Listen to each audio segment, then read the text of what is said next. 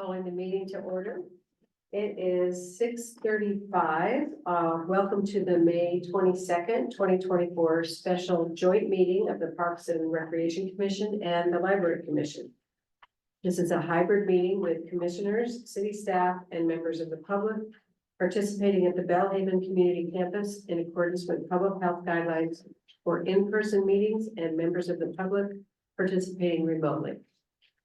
I'd like to introduce the commissioners and the staff. You want me to start again? If we could just mention that the call to order time was 6:45 and we were just about to take roll call for the joint library and Parks and Rec Commission on May 22nd. 6:35. 6:35, yes. Okay. So roll call. I'll start with the Parks and Recreation Commission. Vice Chair Aurora Brosnan? No. Commissioner Joseph Grass? Here. Commissioner Peter Joshua? Here. Commissioner Wanman Lee? Here. Commissioner Amisha Oza? No. Commissioner Kelsey Terrio? Here. And Commissioner Michelle Sherman? Here. And for the Library Commissioner, Commissioner Michael Herrick, Here. Commissioner David Pollock, Present. Commissioner Scott Schaefer, Here. Commissioner Brian Westcott, Here. Vice Chair Jennifer Wise is not available, and I am here, Chair Carol Orton. I'd also like to present the staff who are here. I'll call out your name if you could wave, so those of us that haven't met you. We have Library and Community Services Director Sean Reinhardt, Assistant Library and Community Services Director Nick Schegda, Library and Community Services Manager Natalia Jones. She won't be here with us. No, okay. Library and Community Services Supervisor Rondell Howard. Library and Community Services Supervisor Tricia Mullen. Library and Community Services Supervisor Rose Waldman. Recreation Coordinator Myra Monet. Recreation Coordinator Deshawn Williams. Deshawn. Recreation Coordinator Irel Tinahero. There you are. Management Analyst Ashley Walker. Ashley will be helping facilitate the meeting. Ashley, will you please take a moment and provide instructions to the commission and members of the public on how the meeting will proceed? Thank you, Chair. For members of the public who are attending this meeting virtually and wish to provide public comments after the chair calls for public comment on the item you wish to speak on, please engage the raise hand feature at the bottom of your screen. For those who are calling in from a landline or cell phone, please press *9 to engage or to raise the virtual hand. For members of the public attending in person, there are speaker cards available on the table.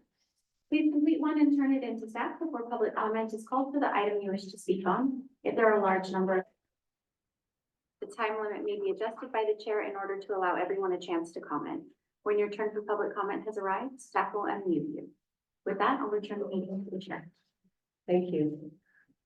Nick, did you want us to go around and do introductions? Or Yeah, I think it would be nice, just because we have a lot of new commissioners, both from the Parks and Recreation Commission and from the Library Commission joining us this evening. It might be nice if we just went around and said our names and which commission we were on, and I don't know, I don't have any other icebreaker things. I think that might be enough. okay, perfect. Want to start? You go on that way? Yeah. Kelsey Terrio and I'm on the Parks and Rec Commission. And Michael Herrick, and the Library Commission started February meetings last week. David Pollock, I'm on the Library Commission. Peter Josh from Parks and Recreation Commission. Scott Schaefer, and I'm a new member on the Library Commission. Juan Lee, it's my second year on the Parks and Recreation Commission. Brian Westcott, I'm on the Library Commission. Joe Grass, brand new on the Parks and Rec Commission. I'm Carol Orton. I'm the most senior member of the Library Commission with 1 year. Hi, everybody. I'm Michelle Sherman. I too am new on the Parks and Rec Commission. Oh, yeah, sure. Trisha Mullen, Library and Community Services Supervisor. I support recreation, sports, gymnastics, and athletics. And again, Sean Reinhardt, Library and Community Services Director, been with the city 5 years, mostly in that role. We do have some other staff in the audience, but later in the presentation, they'll be introducing themselves. And I'm Nick Shegda. I'm the Assistant Library and Community Services Director. I've been with the city for a long time. I can tell you later how long. My portfolio right now includes the libraries and the child development centers in the city. I'm Ashley, I'm a management analyst for Library and Community Services, and I've been with the city for somewhere longer than Sean, but less long than Nick. It's about 15 years. Right. We're going to begin tonight with item C1, a presentation from staff on the opening programs at the Bellhaven Community Campus. Director Sean Reinhardt will introduce the item and the staff of the campus will make the presentation. Thank you, and I'm actually going to turn the presentation over to our staff, and I think starting with the Library and Community Services Supervisor for the Bellhaven Community Campus, Mr. Rondell Howard. Come on forward, Rondell. Good evening, commissioners. I know a few, and welcome to all the new commissioners that are here now. I really appreciate you guys coming out today to not only host the meeting here, but also having a chance to see our new community center. I know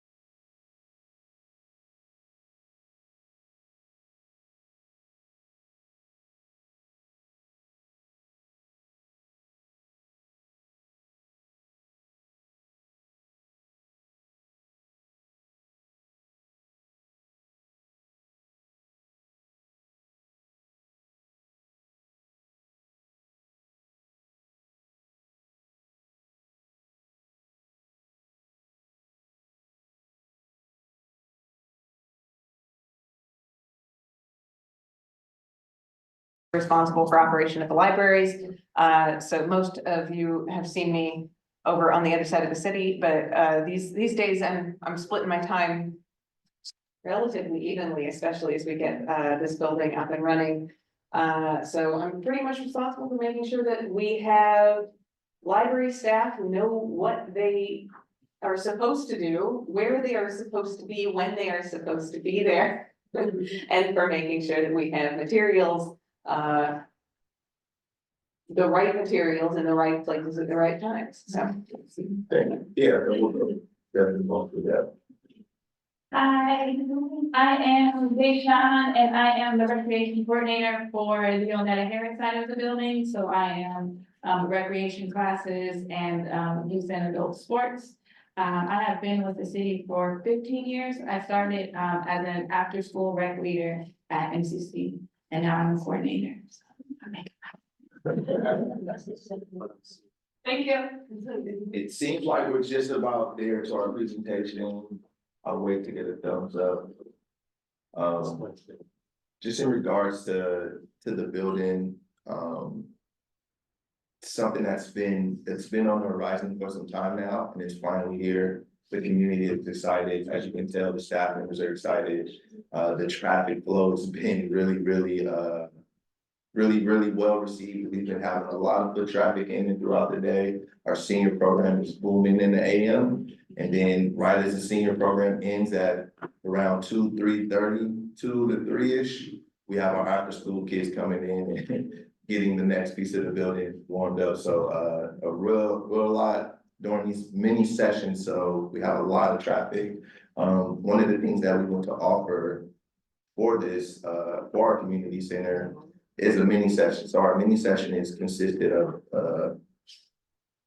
some handpicked classes and classes that the community kind of wanted to see, but it'll be at a short rate, only 4 weeks. We usually have classes and our programs run for an extended time, so we go through sessions and it usually lasts for a spring session or summer session. So we've opened our facility at the end of the spring session, which lasts for another 4 weeks, which hence why we call it a mini session. And the classes that we have running now is 4 weeks long. Eventually, in the later part of June, we'll open up our summer classes, which will be much more extended, a 9 to 10 week period. So people will have extended time to actually enjoy the classes. The mini session is just a refresher to get people back into the groove and understanding what's happening and get used to how the building's gonna operate. So that's what the people are here doing now. Hello. So that's when you see the people, the classes we have going now, that's what's happening. We do have our youth center happening as well. So, just a couple minutes into these guys get this up and then we can dive a little more in depth into about what's happening and what's going on. We are so grateful for the two commissions coming together in this wonderful facility and giving us a chance to break in all of the new equipment. So, thank you for your patience. We've been playing musical chairs with the presentation. We have it on the screen here. We just want to make sure that it's on the Zoom. It's showing on the Zoom right now? Yeah. So I think with that, we can proceed with the presentation. Awesome. Great job, team. Thank you. Thank you. So I'll start this off. So it's probably just a little lag. There it is. A new community campus. The BHCC is intended to serve as a catalyst for the positive change, providing essential services, as I mentioned earlier, opportunities in the sense of belonging to a neighborhood that was historically underserved in its time or overlooked.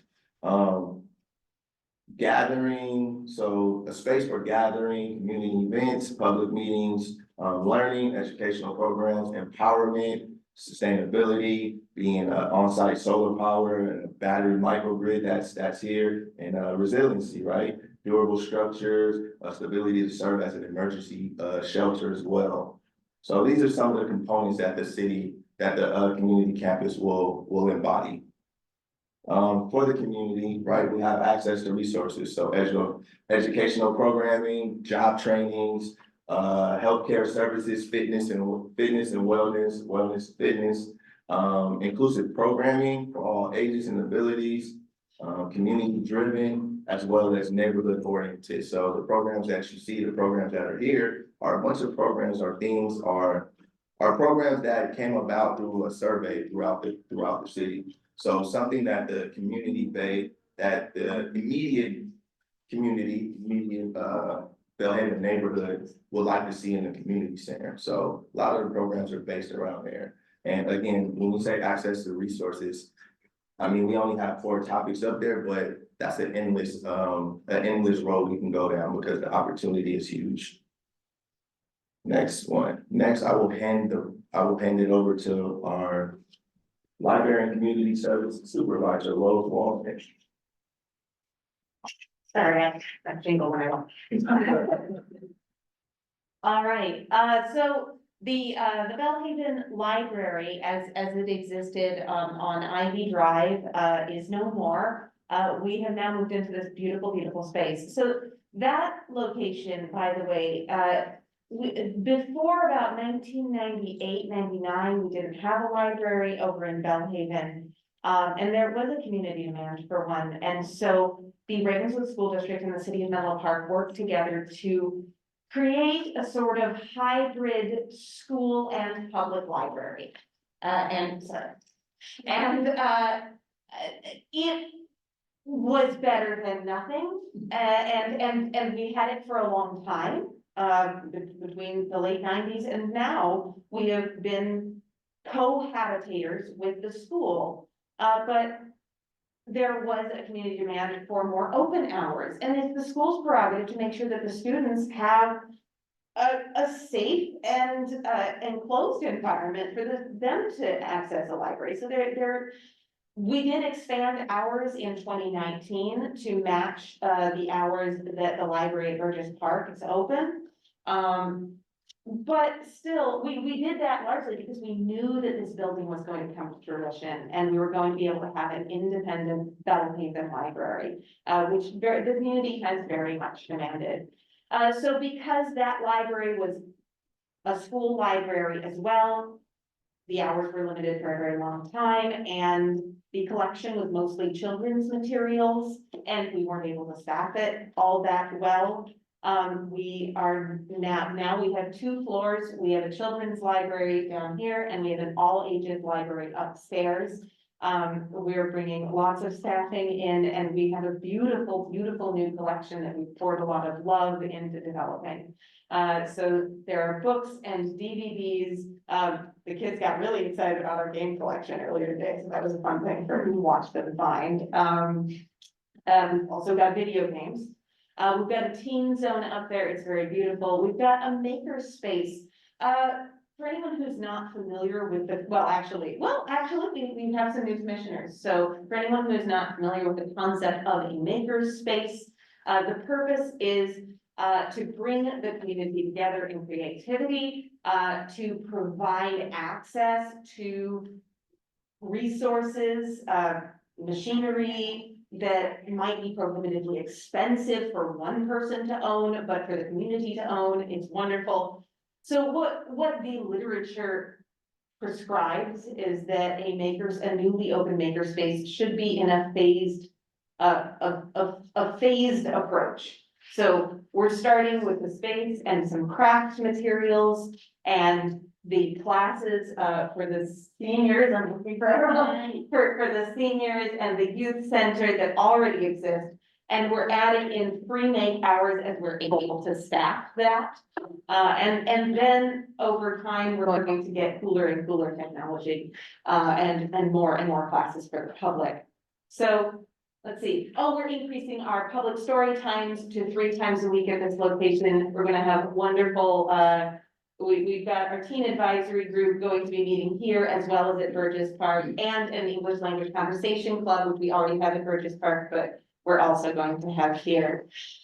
And we will be having a homework center. It's not ready to fly yet, but I'm really looking forward to having our homework center probably Monday through Thursdays in the afternoon.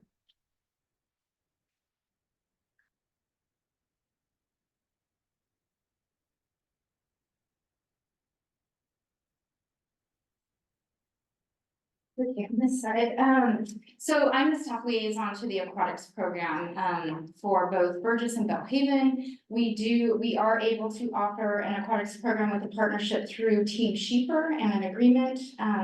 So they are currently aligning hours with the building hours or library hours, 8 AM to 8 PM, Monday through Friday. And then Saturdays, 8 AM to 6 PM. So that's the hours. We do have 2 pools here and a splash pad, instructional pool and a performance pool. Splash pad is something new for the city, so it's kind of exciting. Some of the programs that they are going to be offering or currently offering are swim lessons, lifeguard training classes that will give them the ability to build their workforce here in aquatics and to bring the community here, to be trained. Aquatic space community events, are an opportunity. Swim exercise classes are something that they're going to be starting here, so something great for adults and seniors alike. They are currently offering open swim and lap swim, and then as they move forward into summer, they're gonna be building, their aquatics programming and offering camps, and different programs for the entire community.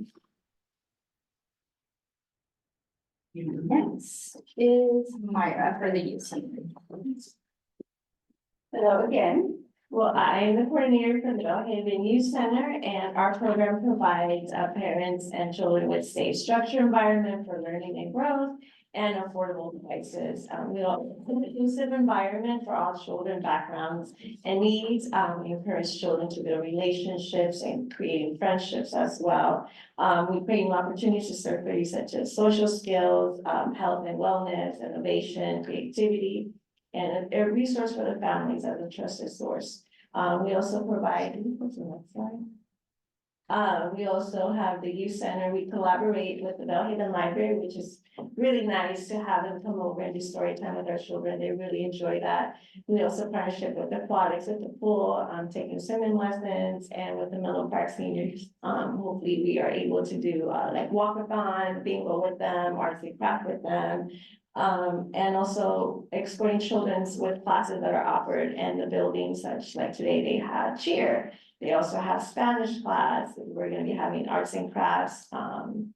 On Friday, they also have coding, intro to coding. We'll also have street coding. So those are classes that are offered here, and we'll be exporting children to those classes. We also provide summer camps, which is Monday through Friday from 8 AM to 5:30. And we also do summer service, which is for our older groups, 6th to 8th grade. Same hours, which is a community service and to help the community.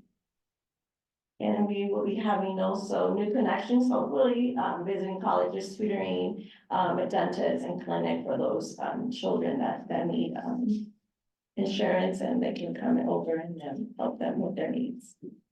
Thank you.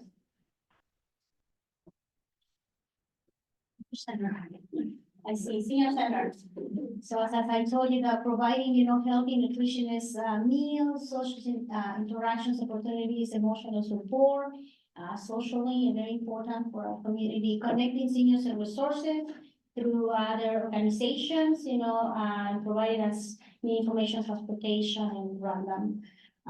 Quality life and sense of purposes belong to the program. So for us, classes like Camina Ceramics, I'm working on it. It's something that we had in the past and we can bring it back to the new facility.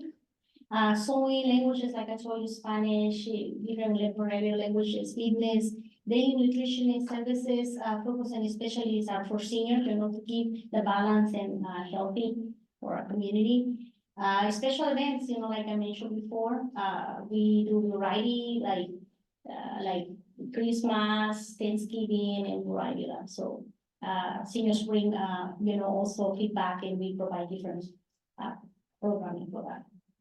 All right, okay, senior center state, okay, additional programming, okay, I think I mentioned that some of the classes like Tai Chi class, social services, check-up counseling, emergency preparedness. I'm really aware also right now with this facility. I gather the seniors and I mentioned what is that for, what we're supposed to be gathering in case an emergency. Everybody knows the scaling part. So just communicating with them, I think is important. Of course, we have the pool. We want to make sure that we provide some coming out exercise with the pool, and fitness for them, looking at Zumba and movement, all these activities, of course, anything related to keep them active, and I get it from you all last time. So not only share exercise, but maybe probably outside with friends and collaboration with other partner at the organization. So thank you. Thank you. Hello. About the Onetta Harris Community Center side of the building, we are, here for the community and the students. We have classes, and we just kind of wanna build the community, the sense of community inside of here. So we have about 3 adult classes. We have, sorry. Can you go to the next slide? Oh, sorry. So the 3 classes that we have are soul line dancing. We have a Fit Fab and 40 Plus. It's a health and wellness class. We had that class this morning, Wednesdays and Friday mornings. And then we have Aztec dance. They're upstairs right now. I'm surprised we can't hear them because they're really loud. They were supposed to be on the other side of this, but they actually break the soundproofing. It's so loud in here. And then we have the fitness center that has been so popular. We have people that have been coming for the last 3 days. She came on Monday and I was like, oh, you made it. And she was like, yeah, I'm gonna try and I'll be back. And then when she left and I was like, okay, I'll see you tomorrow. And then she came on Tuesday and then she left and I was like, okay, I'll see you tomorrow. And she was like, I don't know if I could do it. And then she came back today and I was like, I'll see you tomorrow. And she was like, so she's been coming. We've had a lot of people, a lot of interest in the fitness center. We're looking into getting like a circuit class to go in there to show the people how to use the machines that are in there. And then our kids class are super popular. We've actually had to expand all of them because the community got in and they filled up the classes. And then we were like, what about the youth center? And so there was like trickles of them inside of the classes. So we did expand all of the classes just so that the kids in our program, in our facility, have easy access to these classes while their parents are at work. Did I miss anything? Oh, sorry, our art class and our cheer class are both hosted by City of Menlo Park employees. So the art class, we have 2, Linda and Abby, and they work in the youth center. So after they finish their shift at the youth center, they're gonna go upstairs to the makerspace and they're gonna host their art class. And then we have Anasia who works at the rec center and she did a cheer class today. The class was only supposed to have, I think she started with 10. By the end of the class today, she had 15. And I was like, thank you. But we did get her some help. So she's super excited about that. Next slide, please. And then coming up, we also have a bike program. So the children with Live in Peace, it's happening now, not in the future, it's happening now.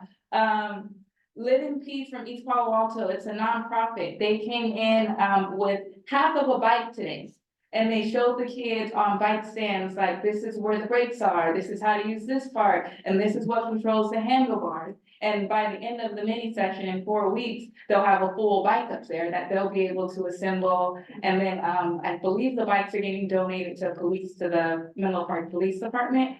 And then for the summer session, they'll actually be able to build a whole bike on their own from scratch. That will also be donated. For the summer session, we also have Rug Tufting coming. He's a local from East Palo Alto and he does full-size rugs.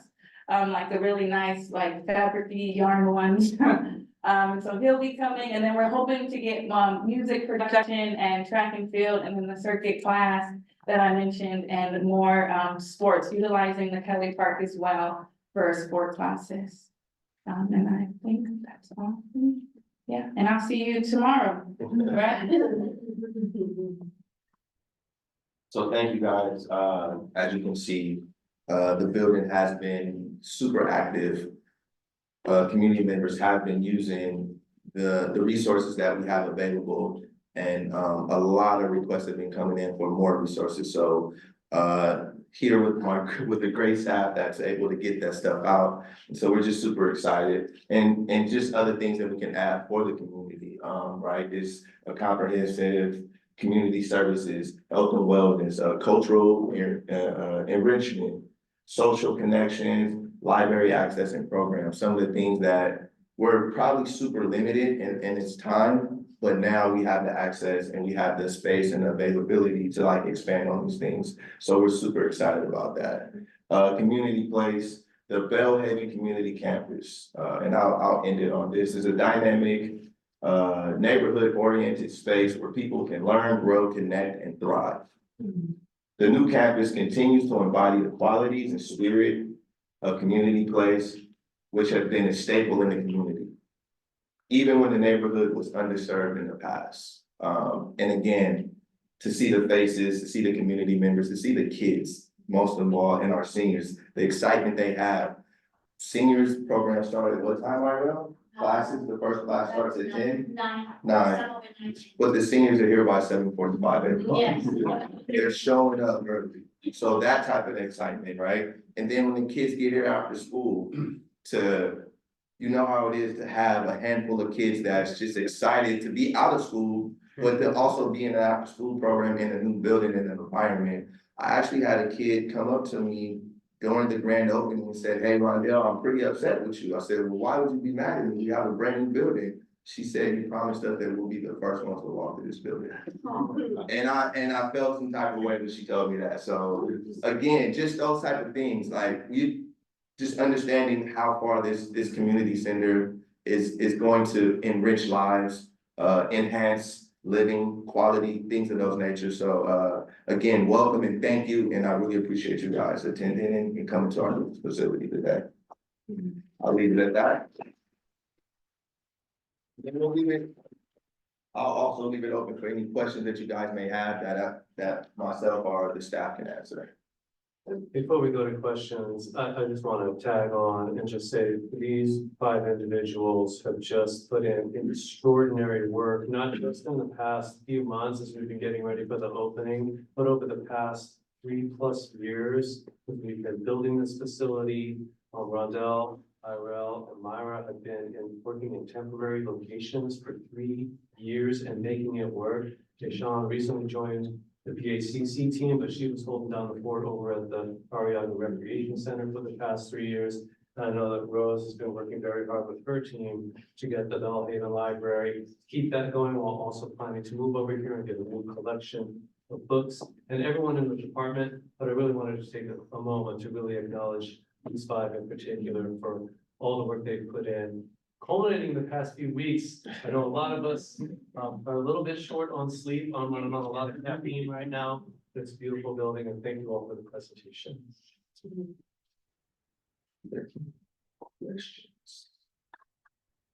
Yes. First, thank you so much for the presentation. It's so good to hear not just the level of support, but the enthusiasm for it is really wonderful.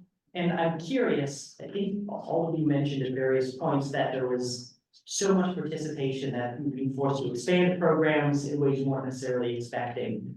And at the same time, there's clearly like a roadmap for how you want to expand services over time. So I was just curious how much you're having to sort of adapt on the fly versus how set that roadmap is for how services are going to expand. I think, you know, the staff here and is super unique because we're on day 3, right? And we're talking about adapting and being flexible with what we put out because the demand has just been high. So it's really just a conversation, being transparent with our residents, our customers, and then also being transparent within and just letting everybody know kind of which direction we need to go or what's working, what's not working. And again, it's day 3 and we're still getting the encore of customers and residents that are enjoying what we're doing. And honestly, I think we as a group understand that there's more we can do and we're excited to get there. We just don't want to overload each other and do too much where we can't actually be efficient. So we're working on that and it comes with time. But again, the transparency and the communication and what we communicate to the residents, that's kind of how we cultivate that and work on that. So thank you. Yeah. Okay. Sorry, just about adapting on the fly. So the youth center is kindergarten through 5th grade.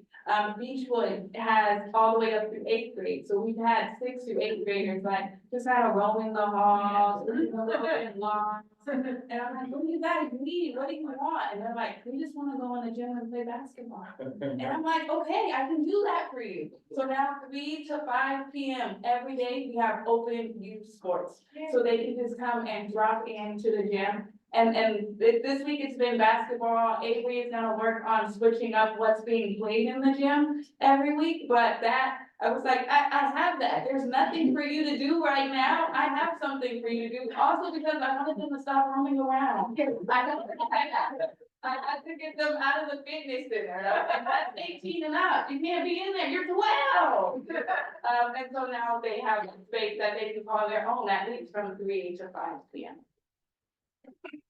Just to back up what Rondell said, until last Saturday, it was 100% planned.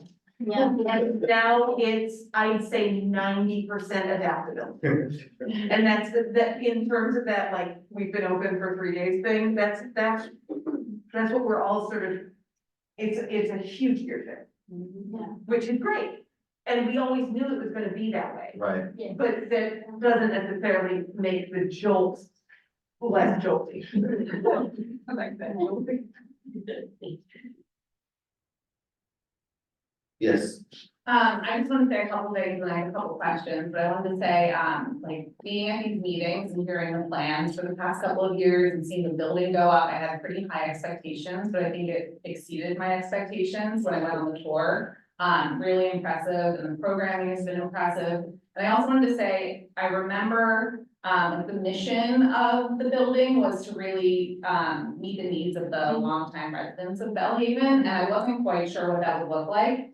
But I think you guys have done a great job of that. The tours that were open to the community, I felt so many of my neighbors who I very rarely see out and about, they were here, they were excited. Same thing with the opening day, so many people from the community out and about. And then the programming as well, I just think it really listened to the community and the feedback, and I just wanted to say that that was really great. Thank you. Yeah. And then just a couple questions. I saw with the mini session, there were, like classes offered for free for the Bellhaven residents. Was that just Bellhaven residents or Menlo Park residents? So, I remember the hyper-local fee, but I was kind of confused when I saw that. so yes, it is for the hyper-local residents. The hyper-local residents are all the residents in District 1, and I believe it's the. So the hyperlocal resident eligibility is defined as the service area of this campus, which primarily is District 1 Bellhaven. But there is a pedestrian and bicycle overcrossing over the US 101, so it does encompass a portion sort of like north of Bay Road. Because it's within that kind of walking and biking distance. Right, and I remember the hyper-local fee was like 35 less or something like that, but why was it free? Was that just a mini session or was that something that's continuing? It's mini session to not overwhelm, and to make sure that we can get people to see what can be offered. So it's for the mini session. Got it. But we are looking to offer some additional free classes that, so like our senior programming. I want this, all classes are free. We are looking for some additional free classes. So I think the bike, So, Living Peace yeah. Bike program is a free class that'll be continued and free. Yeah, so we have any of the classes that are taught by the City of Menlo Park instructors, those are free to hyperlocal and resident. There is a non-resident fee, I believe it's $31 if the class is free. And then any nonprofits that we work with, those classes are free as well. And all library programming is free.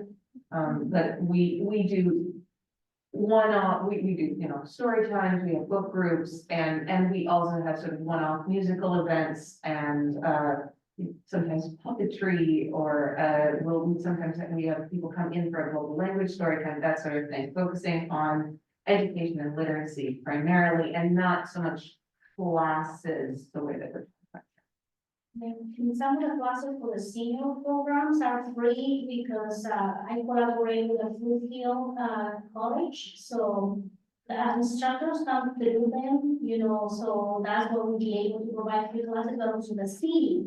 So that I suppose you can for the rest of the contractors I have, few of them are for free too. So we try to provide the services and feedback from the community. So whatever it works, if you keep, whatever is not, we want to bring something totally. So that's what we are doing. Yeah, I think one of the key words or key themes throughout the construction and the planning of the building was accessibility. And through working with Sean and Nick and the staff, being able to, accessibility was big. So that's one of the things that we don't want to steer away from people, because that was one of the big questions coming around. Are you guys gonna change prices? It's gonna cost more to rent a building. No, we want accessibility for you guys. We want you guys to be able to come in and enjoy the services that you did in the past, just in a better facility, so. Yeah, that's great, and it seems like the community is really excited about it. And then one other thing, I think for Tricia, probably it's about the pool, not a question, but I noticed they didn't have extra flags. They probably know, is that like coming? Yes, thank you, well acknowledged. So we have ordered something in place of that will, exist as backstroke flags. I did find out today that they are on back order. Hopefully by next month, we'll have those, by start of July, we'll have those in place. So, Tim or Team Sheeper they do have something that they're gonna put in place before that too. So, yes, absolutely. Thank you. Thank you. Yeah, I was just gonna comment that thank you all for the presentation and sort of build on, not necessarily free, but I'm actually a librarian by profession. And so what Rose just said about libraries are always just sort of open to the community. And I mean, sometimes you might charge for them in the library, but I found that we did know that Harris Community Center. And it sounds like that's joint between our divisions in a sense, it's sort of rec services, but there's an education aspect to it. And I just think the ethos on this campus, a lot of that is wonderful. Because I've been in the park just for a few years and closer to Burgess. And there's all sorts of trees on there and Nick in the park. I don't know who paid for all that, but my 4-year-old son got to enjoy all sorts of things. But they weren't, it's not quite as dynamic as what I see happening potentially with the Node Harris Center and just the sort of dynamic creative programs that you guys are on day 3 already experimenting. Yeah, we have suggestion box too, so they're rolling in. I just got through 150 emails today, and a good portion of that was all suggestions that we should be having. So they're rolling in, and we just want to try to meet as many needs as possible. So thank you for that. Yes. I'm just Sorry. in awe, yeah, I know the lighting was, not the best for this.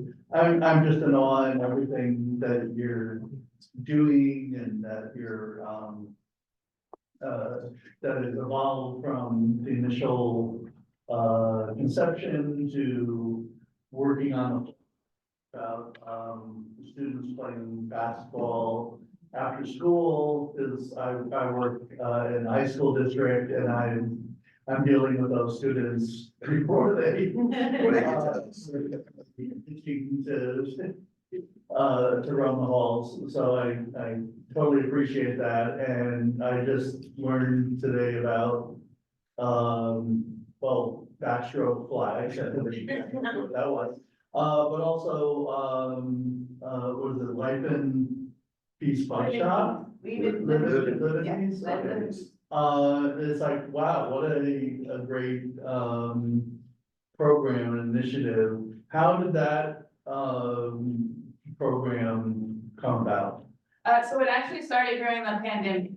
Avery, who works with us now, was taking the kids on a bike ride. Like meet me at the library and we'll go to a bike ride.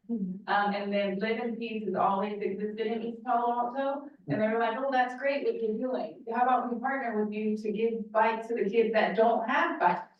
And then Avery and Live in Peace became this like combo nation. I don't know what they are. They're like a combo. And so when they were like, you're opening up this new facility, we'd love to bring some of our classes, because they have a whole bike shop over there and they do like internships and everything. And they were like, we'd love to bring what we have here to you guys. And so that's how we got the bike shop inside. Yeah. In addition to the bike shop, they also offer boys and men and girls and women, I would say, classes for the youth as well. So a kind of mentorship that they also want to bring over and start that in the summer as well, once we get after the mini session.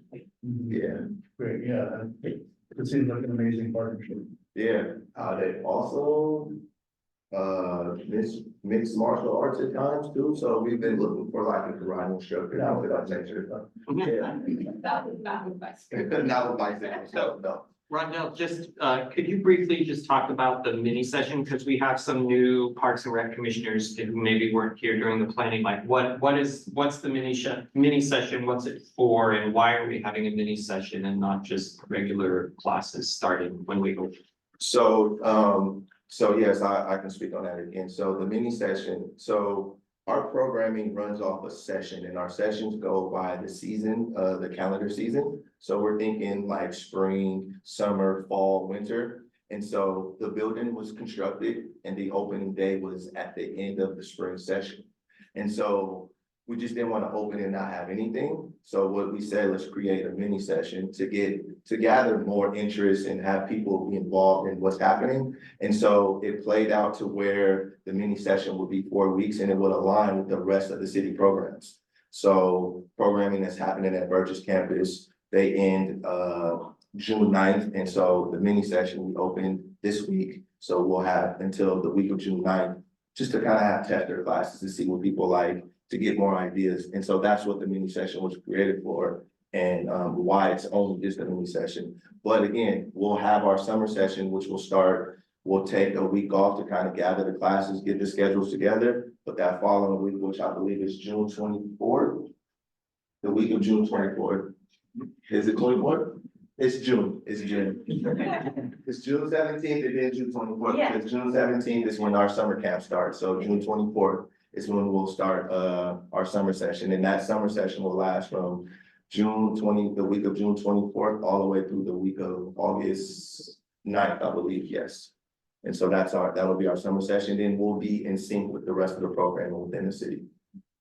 So that was the purpose behind our mini session. Thank you. Thanks, Nick. Questions? Anybody else? I have a question and a comment. Well, my first comment about the bike park, I wonder if you've heard about the Silicon Valley Bike Exchange. The charity is down in Palo Alto that they accept. No. They accept bike donations. It's a big operation in the warehouse. The website name is bikex.org. But anyway, and then they donate the fixed bikes to the community, so they might be a good parent for your program. Yeah. So I dropped by there and they, members of the community fix bikes up, and so. Awesome. Might be a good synergy. I want to, thanks to Ariel for taking me around when I dropped by today. I want to drop by more and see how all your programs work and just, get to know all of you. And I want to know what you need in the coming months as things, you're going to have certain needs, things you need done, and if you need help from the council, I see that it's my job. I'm a brand new Parks and Rec Commission member, Right. to help you guys out as much as we can.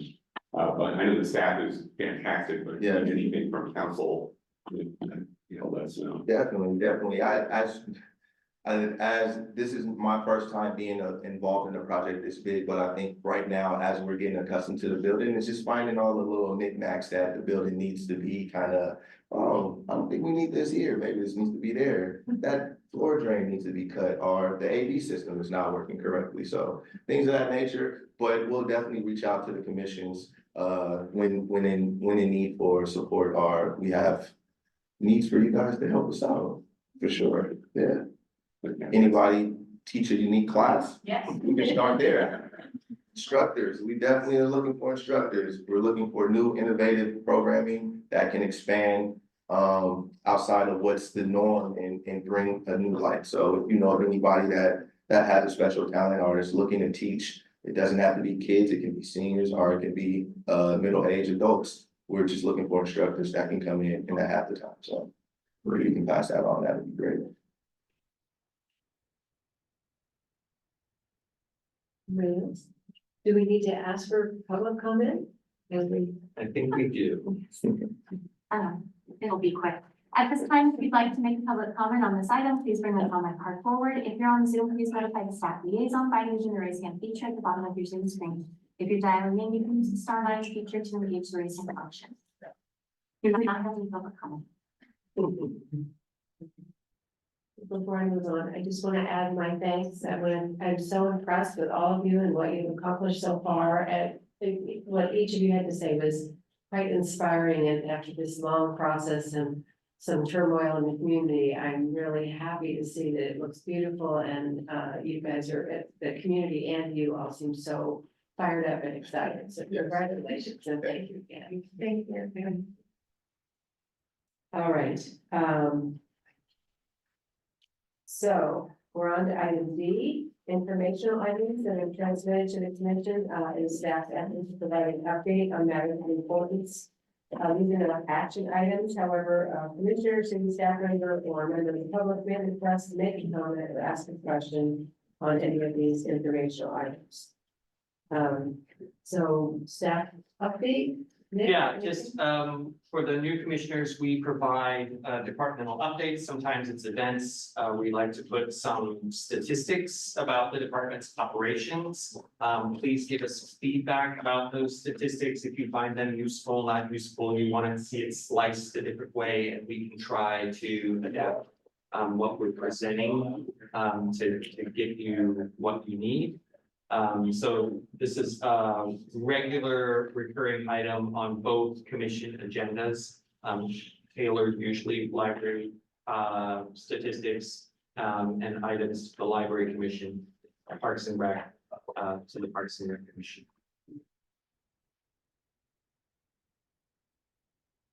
That's it. And do we need public comment? At this time, if you'd like to make a public comment on this item, please notify the staff liaison by using the raise hand feature at the bottom of your Zoom screen. If you're dialing in, you can use star 9 to engage the raise hand function. We have no comment.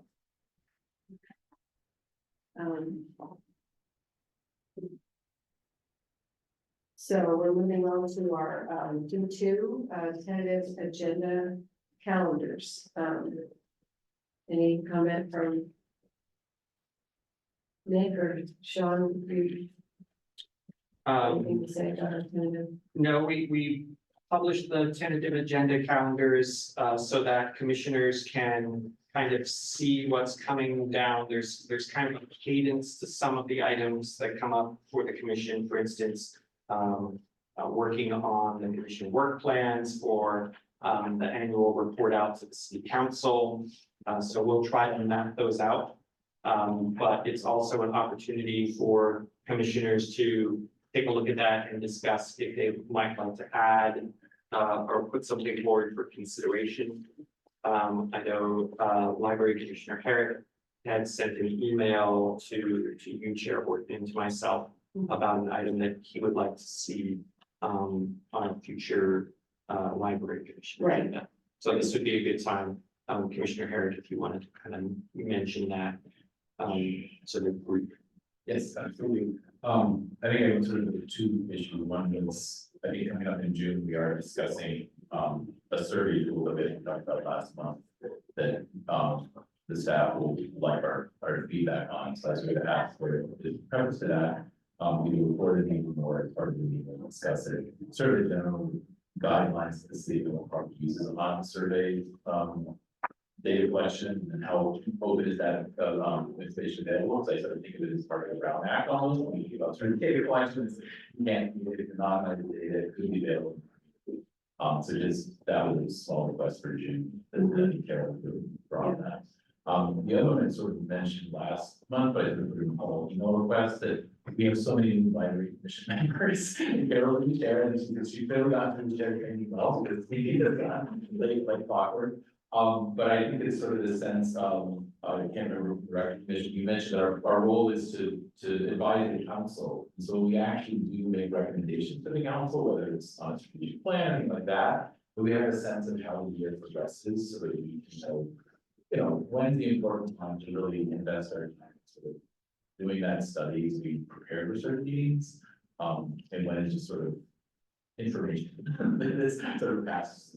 So I don't know if they capture that well, Commissioner Orton, but that would be wonderful. I think I mentioned we do it October, November, whatever. Yeah, I had it in mind that it would be fall after we go through the reporting processes, take August. Yeah, exactly. Yeah. So thank you though for those comments, very helpful. Anybody else have any? Further to that point, as we discussed at our last commission meeting, there's so much overlap and areas that both of our commissions, I mean, the objective of both commissions is to create community and further the community feeling among families, among residents, everyone. And we, in many ways, we divide and conquer between the two commissions as to help advise city council, but moving forward, it would be great if we could brainstorm more on how we work together, how we divide and conquer, all those kinds of things, so that we can really maximize all of our efforts on behalf of the community.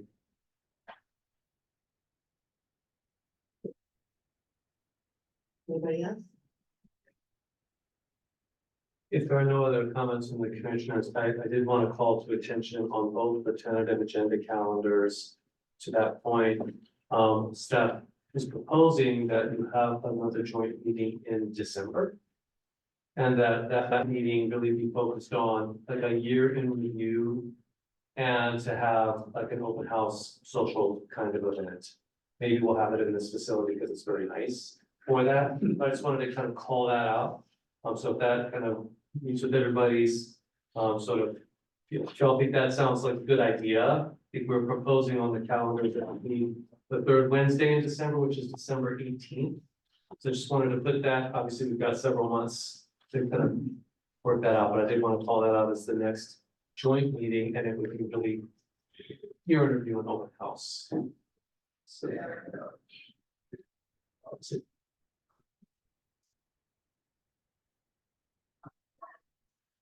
A question for you on that.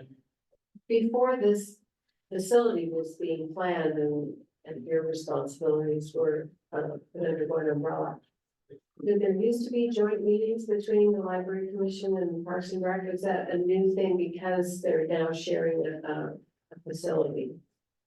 yeah, I can't recall that there had been a joint meeting between those two commissions until this project kind of came along. I know other commissions have had various joint meetings if they have like a topic that is of interest to both commissions. In this case, especially this facility, there's quite a bit of crossover. And so it does seem that, there'll be occasion to, at least if it comes to this facility, to have joint meetings. Yeah. I think the staff are interested to see how the different teams are going to collaborate and overlap in this facility where we're sharing space. Because it's not something that we've really done before, and that may generate some items that we might want to talk to both commissions about. Yeah, it'll be, I think, good to reflect and review on what makes sense. Because the two commissions, at least in the past, have had different missions and focus, and the advice that we're council that we're giving to the council is a little different. So it seems to me we're in a transition period, so I think it makes sense to take a look at how often, whether we should be meeting jointly if it's productive, and how often. But I certainly think planning for December makes sense, and it's a good way to, get to know each other and share thoughts.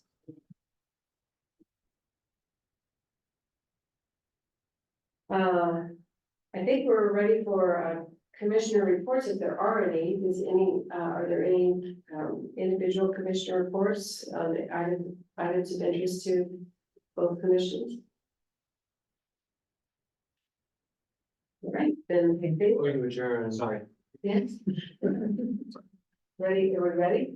We wanted to take a moment to thank and where did it go? There it is. To thank Commissioner Joshua, who made a very generous donation to the Menlo Park Youth Advisory Committee Fund. And just a call out, this is a thank you letter from the Library Foundation who received the donation. Dear Peter, thank you for your very generous $3,000 donation to the City of Menlo Park Youth Advisory Committee Fund at the Menlo Park Library Foundation. We received your gift. Your contribution will help to fund the work of the Youth Advisory Committee, including its role in developing programs in Teen Zone at the new Branch Library at the Bellhaven Community Center. Your donation indicates that you deem the act to be an extremely important community resource, and we are most grateful to you for your support. So I just wanted to echo that note of gratitude from the Library Foundation for Commissioner Joshua. And that's all. And per the discussion, I think a couple of months ago, the city will match that amount, so the YAC will have a very robust budget in the year ahead. They do very good work. Yes, thank you. Okay, Sorry to interrupt. We're done. that's okay. So it is 7:38 and the meeting is adjourned. If anyone would like a tour of